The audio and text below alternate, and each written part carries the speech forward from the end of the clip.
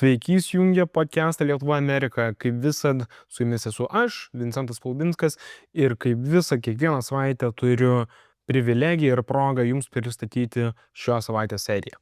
Taigi, trumpai, šią savaitę Žygis yra išvykęs į Moldovą, kur jis stebi Moldovos rinkimus ir stebi, kas vyksta, kaip sakant, on the ground, kaip ruskiai bando pavogti rinkimus. Ir būtent ta tema šiandieną jis šneka su dviejais labai įdomiais ir pasiekusiais ekspertais, abu iš IRI, Tarptautinio Respublikonų instituto.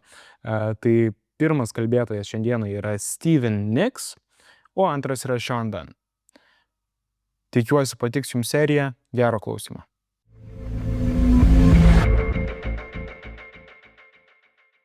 Okay, Steve, we are in Moldova.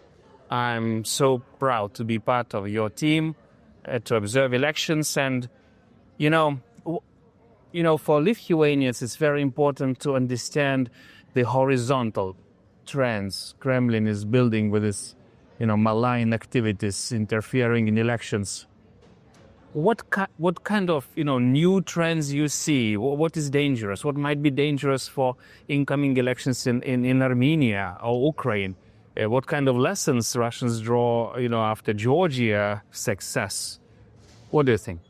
Well, as you know, Žygas, we had tremendous, massive Russian interference in last year's presidential election in Moldova. And I don't think the techniques have changed much. You have three key elements, all being conducted and orchestrated from Moscow by Ian Shore, the fugitive criminal who's been indicted in Moldova and also sanctioned in Europe, who is financing these operations. But it's three components. Number one, the buying of votes, massive infusions of cash and cryptocurrency from Moscow to Kišiniove to buy voters' votes. In last year's presidential election, there were documented by the Ministry of Internal Affairs 130,000 cases, bank transfers to Moldovan citizens who took money in order to affect their vote. Those are facts. So there's buying of votes. The second element, which is being repeated in this election, is Russian misinformation. There are numerous bots that are utilizing respected channels like Telegram, like YouTube, and others. You know who they are. And the message is dual. Number one, to discredit the Maya Sandu government, to criticize them, and then also to spread pro-Russian and anti-EU measures.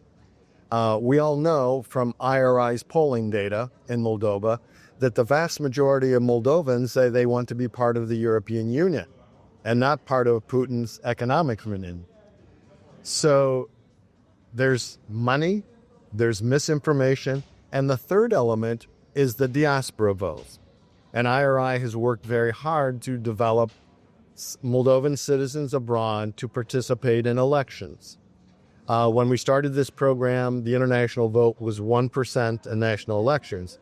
In last year's presidential election, it was 20% of the national vote. And Maya Sandu happened to get 90% of that vote, which propelled her to victory and also ensured a positive vote for the EU referendum. So Russian sources and Shore have concluded this is an effective mechanism. And so we have credible reports that Russian sources are trying to buy votes among the diaspora in EU countries. So those are the threats that we face here in Moldova. And as you pointed out, we assess that Moldova is a testing ground for future elections. We feel that these same techniques could be employed in next year's Armenian parliamentary elections. Also to kill another European government. Yes. Pashinyan is committed to taking his country to Europe, away from Moscow. Again, IRI polling data tells us majority of Armenians want to join the EU.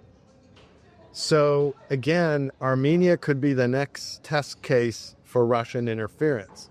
There, it's slightly different. We see that the Armenian Apostolic Church for the last 6-8 months has been very critical of the Pashinyan government.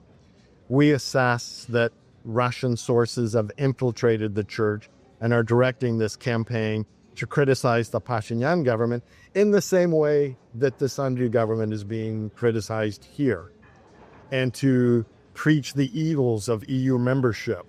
These liberal family values will disappear. LGBT, those things are coming that might be offensive to more traditional values. So again, and the third point you pointed out is whenever there will be a peace agreement in Ukraine, that will be followed by the lifting of martial law, which will lead to a call for presidential elections, we believe, first. And again, if you think that Russia will stay on the sidelines of Ukrainian presidential elections, that's not going to happen. We all know. It's interesting that those messages are so similar. Not only, Europe is like, gay paradise, but sovereignty. Let's fight for, the Moldovan Communist Alliance is now called Patriotic Alliance. Oh my God, it's EU will with NATO will come and push us to the war. NATO and the EU is created like peace projects. It's like, yes, all those worries and slogans are so much Kremlin cooked. That rhetoric about war was also used in Georgia by pro-Russian sources. Georgia Dream was saying that the opposition was the party of war, that Georgia would be dragged into the conflict between Ukraine and Russia.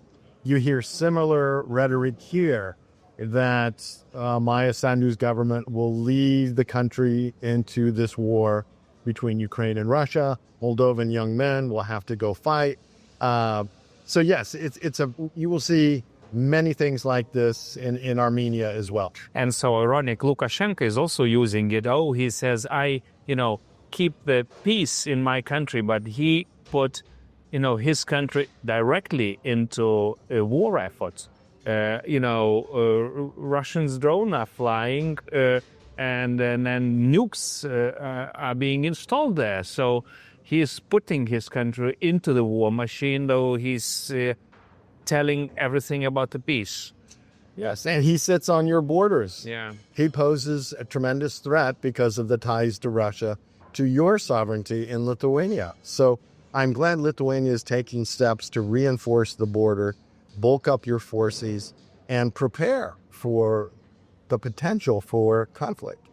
And in any case, Steve, thank you so much that IRI survived, that you still function from Vilnius, that you do a very important job. I still remember IRI in Vilnius, my God, 3 decades ago, you built our parties, and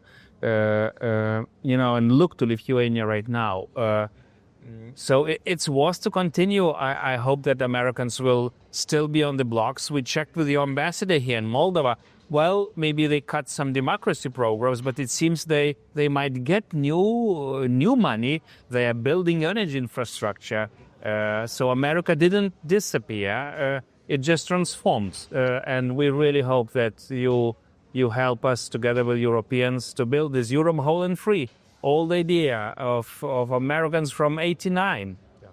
Well, we're not going away, Žygas. We are going to continue the fight for democracy in Europe and Eurasia. And I just want to respond to your comments about Lithuania. Yes, IRI was very active in your country, helped to build structures, helped to build parties. And now what I'm so pleased and proud of is that Lithuania has taken that knowledge, and now Lithuania is helping other countries build democratic institutions. You have taken on a lot of work on your shoulders, Lithuania, to spread democracy in the former Soviet states. So we applaud our colleagues from Lithuania for taking on that role. Thank you, Steve, and we all hope that those elections will be okay in Moldova, and we will continue, that Russians will not have another chance to celebrate another political victory they are trying to prepare here. Thank you, Steve, for everything you do. Thank you, my friend. God bless America and God bless Lithuania. Thank you. Thank you, Steve.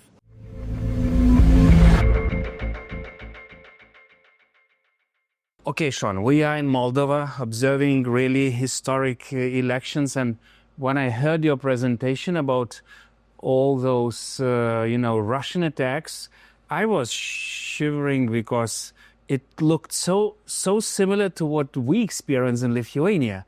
It seems that for Russians, every election in this region is kind of special political operation. So tell me, like professional who was doing it for decades, observing those elections, what do you see here in Moldova? What are the Russian specific activities? Because I really want to learn. We have, more elections to run, and it's still unusual, the threat, like the depths of the attack, the wisdom. Some people say KGB is the best psychologist, but tell, if you could showcase this Moldova, case, what are those elements of Russian hybrid activities here? Well, I think one has to, when you think about it, you need to look at it from a conceptual perspective in the first instance. And I think what is incredibly interesting is to conceptualize elections as political warfare. And if we look at the role of elections, if we come out of post-World War II, there was less than 50 democracies in the world. Power did not change hands through the ballot box. It changed hands through a number of other mechanisms, inheritance or conflict and the like. And so we've seen the progression of democracy in waves over, the past several decades. And it's become a very sophisticated process.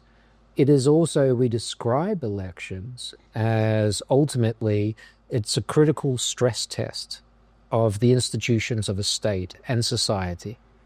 And so you are, in effect, having a conflict, a civil war, where you look to contain it within a process of nonviolence, right?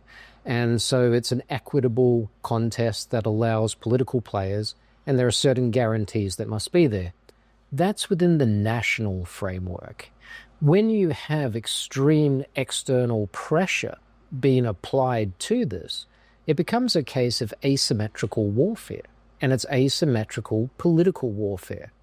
At the end of the day, your return on investment of being able to swing another country towards your agenda, towards your interests, through the ballot box, that's a hell of a lot cheaper than invading Ukraine.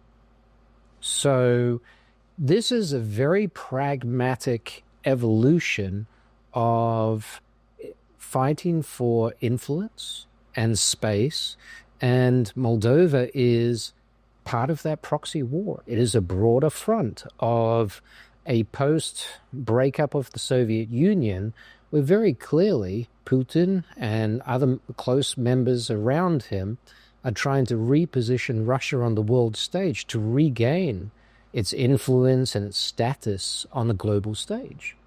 So the idea of losing neighboring states in Eastern Europe and the like, and the influence that they have previously held, that's a liability, not just for Russia's position on the global stage, but also for Putin. Because part of, when you see the oligarchs that have been assassinated, and the oligarchs that have repositioned themselves to be aligned with Putin's interests for obvious reasons, those sorts of things, he needs to be able to return the favor.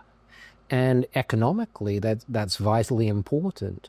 So when we see Russian interests around the world, not just coming into Eastern Europe, we also saw it in Myanmar. They were very, very close with the junta that had the coup in 2021 to take possession and to support the regime there, when China itself couldn't be so overt because of the importance to it to the BRI.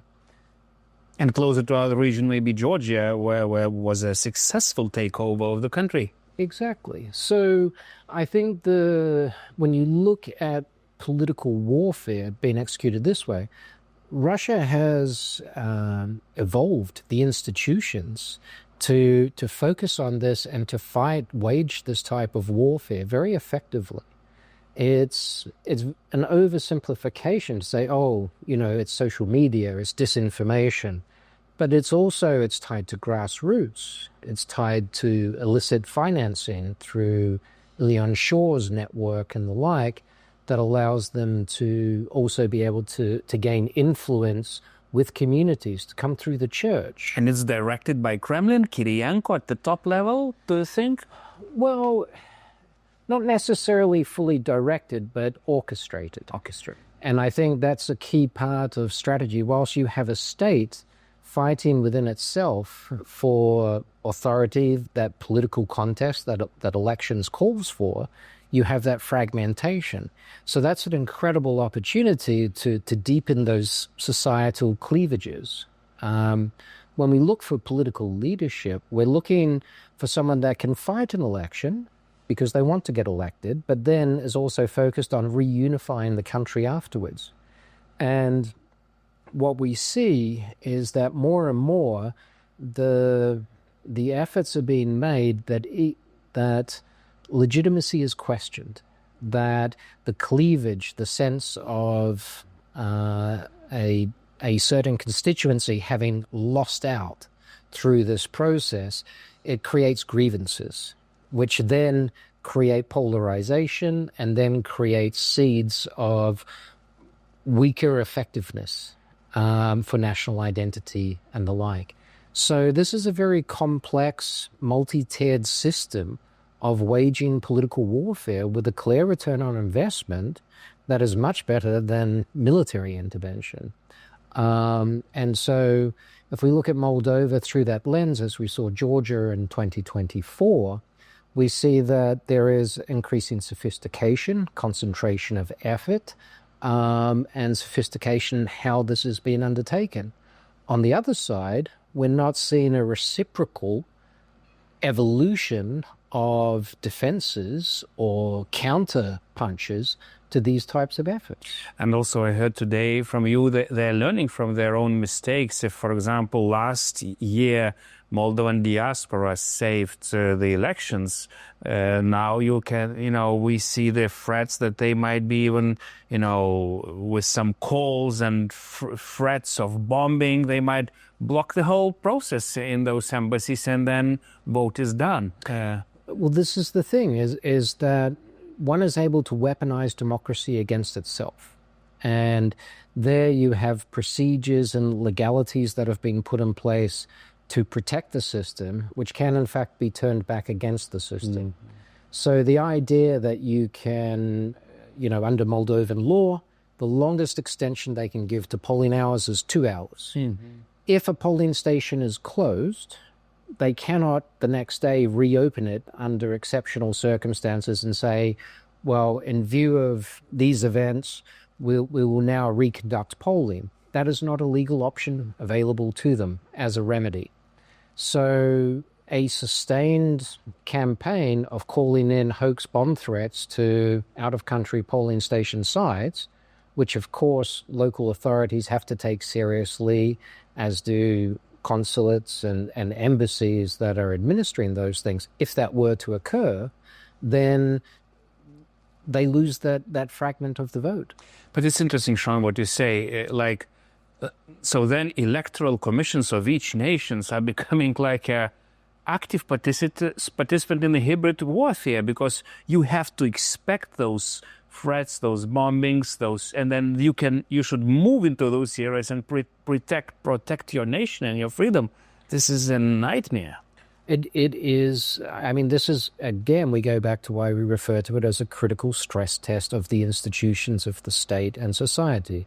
An election does not occur in isolation, and an election management body must rely upon other institutions of the state, like the judiciary, the security forces, and all the rest of it, to be able to manage this process. We do call it the most complex public operation undertaken by a country during peacetime. Sean, your wisdom, really, I was amazed to listen to you today, but I don't think that it is kind of shared on national or international level, because when I see even the elections of the current year, Romania, attacks, merely survived. Georgia is done. Well, Polish elections, it's sensitive. We are neighbors to Poland, but I see some forces polarizing the society. I see many similar, threats in Lithuanian society. Do you have some kind of, international body where you discuss it? Or there are very healthy discourses around these things, but as technology is evolving so quickly, we're still 20 years on now, we're still dealing with how do we best handle social media in terms of balancing freedom of speech versus abuse of communication, incitement to hatred, and those sorts of things through that medium. How do we regulate that? That is an unresolved. We haven't yet found the point of equilibrium where I think people are generally happy with that. Now we have AI coming into the mix. I think there's great opportunity and great need for much greater investment into working out these positions that allow them to be non-threatening to democracies. And I think those challenges are yet to be invested in. At the end of the day, I've worked with many electoral commissions around the world and many governments, and many, many times the discussion has been about the budget. What's the cost of this election? And oftentimes my response to the various governments and ministers of finance concerned about these costs have been, what's the cost of not having these elections? What's the cost of freedom? Well, it's nice to say freedom. Freedom can be very subjective. But the actual economic cost of not being a democracy, of all of a sudden being perceived as, because when your political system fails, it's the sense of arbitrary corruption that then encroaches into the public and private sphere very quickly. That's how it's seen, because you're no longer acting with the legitimacy of the popular mandate of the people. And therefore you have to impose decisions rather than are seen as a conduit for channeling the people's desires through representative democracy. Okay, Sean, I think you need to build your own foundation, and I think the governments are very slow to recognize what you are just speaking with. It's like you're speaking the future warfare. It's like, drones versus tanks today. Zelensky was speaking about similar stuff in UN, but I think it's really private money, citizens, foundations like, IRI and others. We have to work hard, because this is the world of those shadows that, that determine the future. And Russians are playing there. We are not so much actively playing there. Absolutely. Look, we're very good at analyzing what happened before and trying to defend against that happening in the future. We're not so good at being proactive in terms of looking at how the threat is coming down the pipeline and making the investments now that can protect, insulate, defend democracies more effectively. Thank you, Sean. Great. Yes. Thank you. Wonderful.